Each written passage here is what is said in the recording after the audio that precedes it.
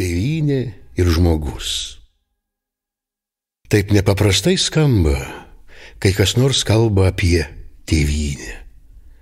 Regi sugrįžus pereitas erdves ir praėjusi laiką. Užmiršti įvykiai ir daiktai atgyja. Vėl pasigirsta seniai nuaidėję garsai ir žodžiai, vėl prabyla į žmogų lūkesčiai ir abejonės, aimanos ir džiaugsmai. Nušvinta visa būtis ir vėl kaip kadaise dosniai dalyja viltis, žadėdama įsipildymą. Lyg didis slėpinys sielai iškyla tėvynė. Pasaulis be tėvynės tarsi lengvai ir greitai perskaitomas puslapis. O norėdamas suvokti tėvynės esmę, turi išmokti ramiai susikaupti savyje. Tik tuomet sieloje tyliai suskambės: tėvynė yra mūsų minčių pradžia ir esmė, slaptinga žmogaus palaima.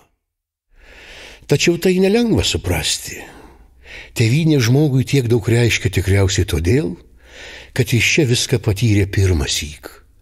Pasiaukojimą motinos meilę, rūpestingą tėvo gerumą. Čia pirmąsyk išgirdo žmogaus balsą. Čia motinos širdingumas, tėvo mąslumas pirmąsyk leido jam patirti žmogų.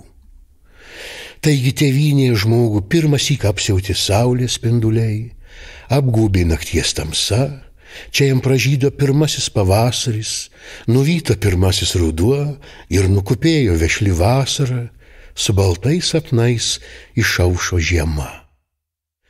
Visos gėlės, visi medžiai, laukai ir miškai, visa žemės, vandens ir oro gyvybė pirmąsyk žmogui pasirodė tėvynėje.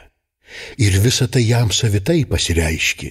Čia, tėvynėje, palinko laikas ties erdve, kurioje jis užgimė ir nuvedė jį pirmasias dienas, mėnesius, per metų laikus, nuolatinę jų kaitą ir permainas pro kitų žmonių gyvenimus, leisdamas pražysti jo paties gyvenimą.